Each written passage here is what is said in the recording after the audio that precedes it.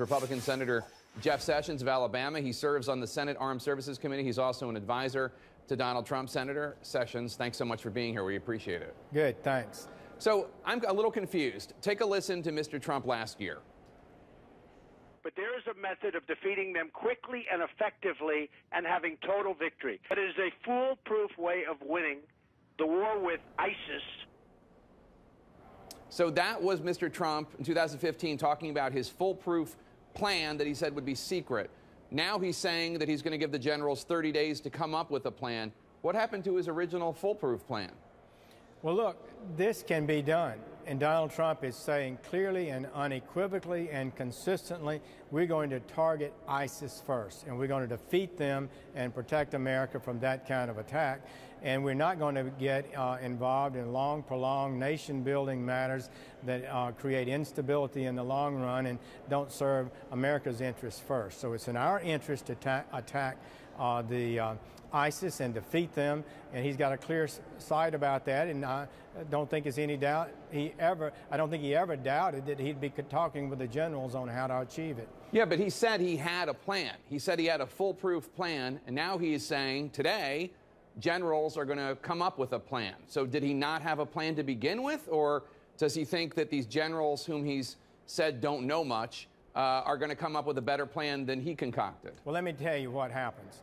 We're going to defeat ISIS. Donald Trump is committed to that. He's going to work with the military to achieve that. And these statements he made during a campaign some months ago, a year ago, are not controlling. He's going to obviously always work toward that end. He's got priorities. I think his positioning is correct, and he's taking the country in the right direction. Defeat your direct threat and work with allies as much as you can in the region and to reduce our exposure to military conflict. He wants to reduce conflict and maintain peace through strength, which he made real clear in these remarks. So I guess I'm to gather from that he didn't actually have a plan in 2015, you're having fun with this argument, okay? You can keep talking about it, but the American people are concerned about what we're going to do. I have no doubt that he had a lot of ideas about how he planned to deal with this confrontation with ISIS. And he's going to work with our military generals to firm that up and firm up his ideas and move forward. And I believe we can be successful, and I believe we will be successful. Look, I'm not having fun with it. He said something, and now he's saying something that seems to contradict it, and I'm trying to... Well, it does. You know, you can say it seems to contradict. I don't think it's a fundamental contradiction at all. But you say we're going to defeat ISIS, and Mr. Trump says we're going to defeat ISIS. What is President Trump going to do that the military isn't already trying to do? First and foremost, he's going to get with the military. He's going to give them complete support and give them the leadership to move in this direction. We have not moved sufficiently and decisively enough to defeat ISIS. That's the kind of leader he is, and that's what's going to happen. Can you give me an example of... No, I'm not going to lay out the details No, of not of the plan. I'll ask Hillary Clinton, what is her plan about defeating ISIS? Or do we continue the same way we're doing now, creating more instability in the region? This is a dangerous situation.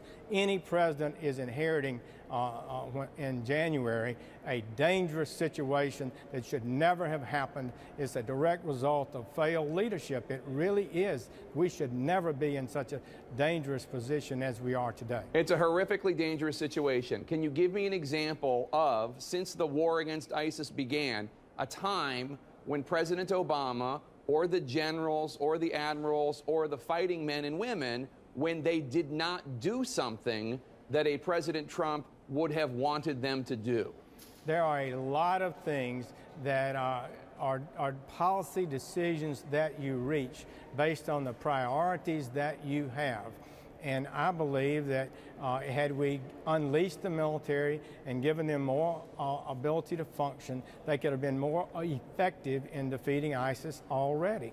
And I believe we'll be more effective in the future. Donald Trump is committed to that. He's made it clear for months, and he's been consistent on it.